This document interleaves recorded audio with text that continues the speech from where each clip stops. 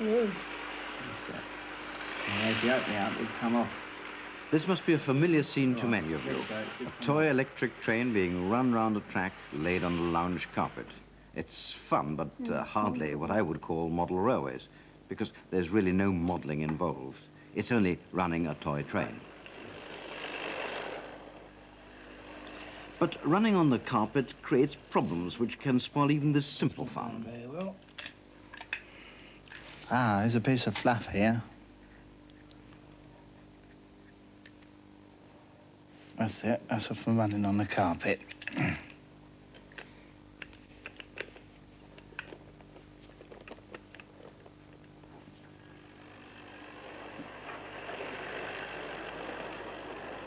Get off, Go on, get off.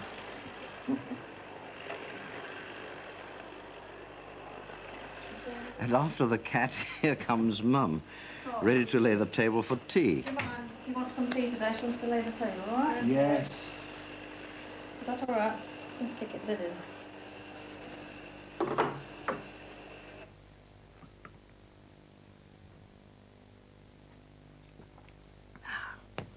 Personally, I'm a coffee man myself. And what better use to put a coffee table to than to put a railway under it? Well, Chris Hopkins built this one. Look at it. Lovely open countryside, sheep grazing on the hill, and the road in the cutting down below, serving a obviously flourishing community. They're building houses down here. It looks really quite flourishing. And if I take the coffee cup away down here, you can see the harbour. A ship just coming alongside the jetty. And further there is the railway station. And beyond that, the goods yard with the goods waiting to be collected. And then the signal box. And here is the level crossing barrier, right down, waiting for the train to come. So let's bring her up, shall we? There she is, coming along here beautifully. Coming along the straight, squealing right over the top curve, past the harbour, thundering over the lifting bridge, and into the tunnel. And this time we'll take her into the station. I'll just ease her back a bit. Gently does it. There she goes. Well, if you've one of these railways in the drawing room, then if conversation ever flags, all you've got to do is simply run the train. But not all railways are quite as small as this. In fact, some of them are so large that you've got to run them right outside in the garden.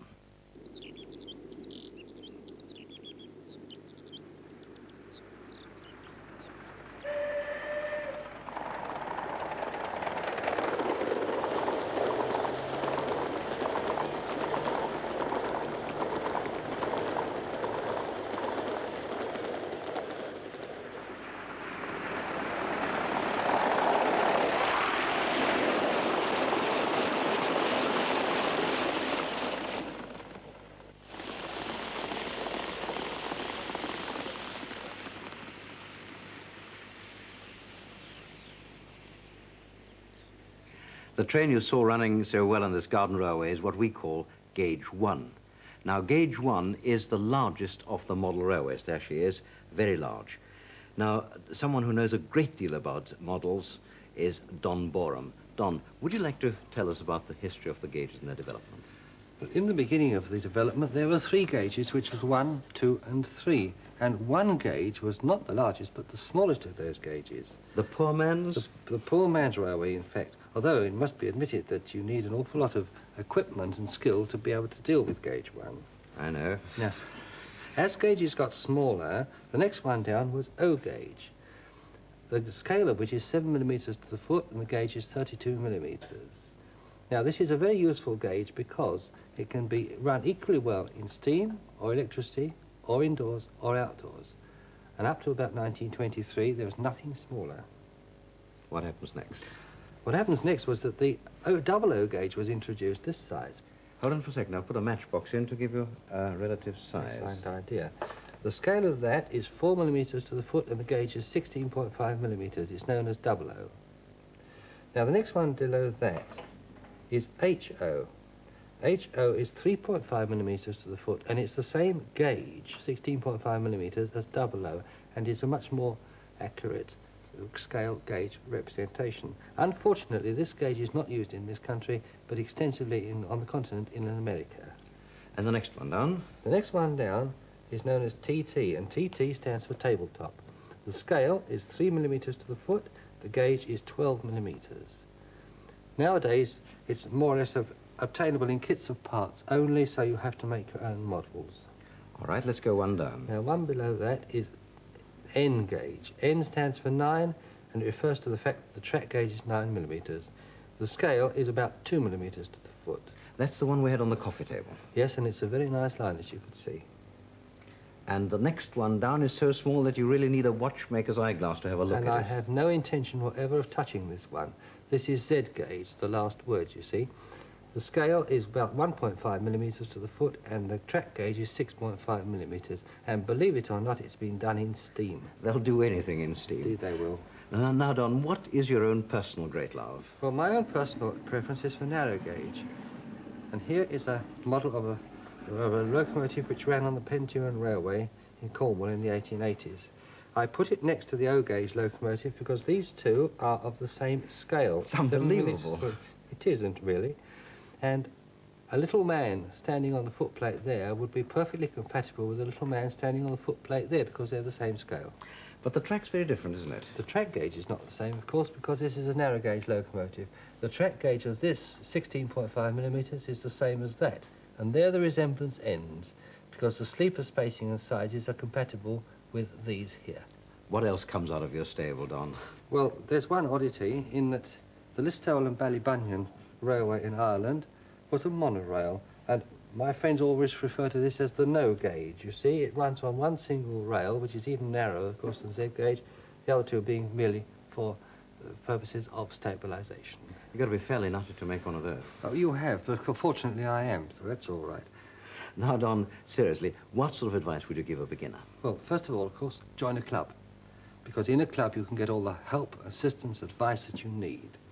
Apart from that, I suggest that the beginners should try their hand at 4mm scale modelling 00, because completed models are available, also parts. Very easy. And what happens if he hasn't got enough space for Well, that? in that case, I suggest he tries N gauge, because, again, completed models and also a certain amount of parts are available, and, of course, it is the scenic maker's paradise. Well, model railways don't just consist of locomotives, so let's take a look at a couple of working layouts. Let's start with one that's been run at a club meeting. This layout is approximately 20 foot long and 2 foot wide and is in 00 gauge. It represents a sleepy West Country branch line and was built by members of the Twickenham Model Railway Club.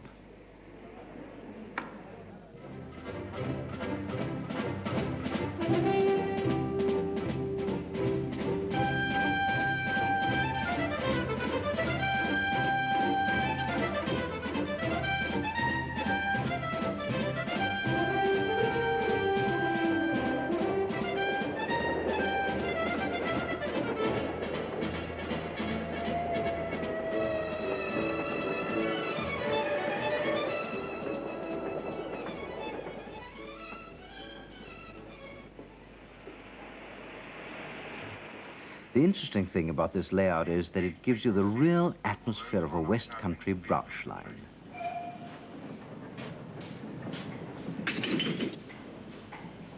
Even the coal wagons have the right feel about them. And there's a nice touch with a shepherd tending his flock of sheep. And the barn with the figures and the horse help to complete the rural scene. There's even a fallen tree lying in a pond.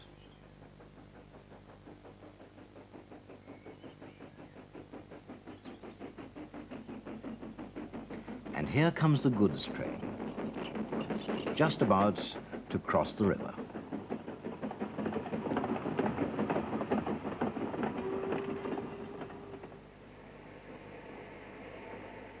The loco on the passenger train is uncoupled and will eventually go to the shed for servicing. And here is a fresh loco for the return journey.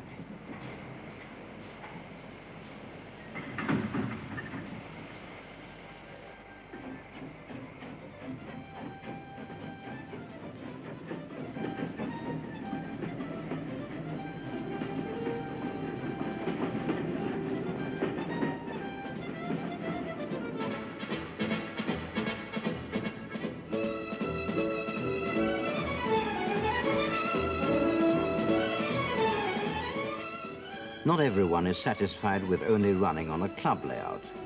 Many modelers also like to have a layout in their own home. And where better to have one than in the garage?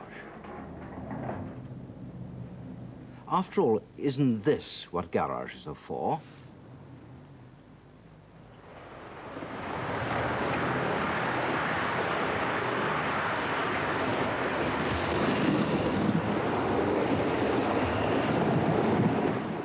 This is an HO Continental layout built by John Christie, and it includes overhead traction wires.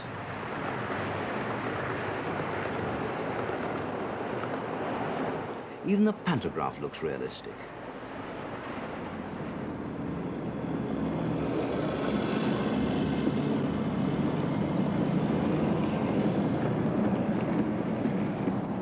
And you can tell it's a Continental layout from the signs on the goods train. Here's some more clues.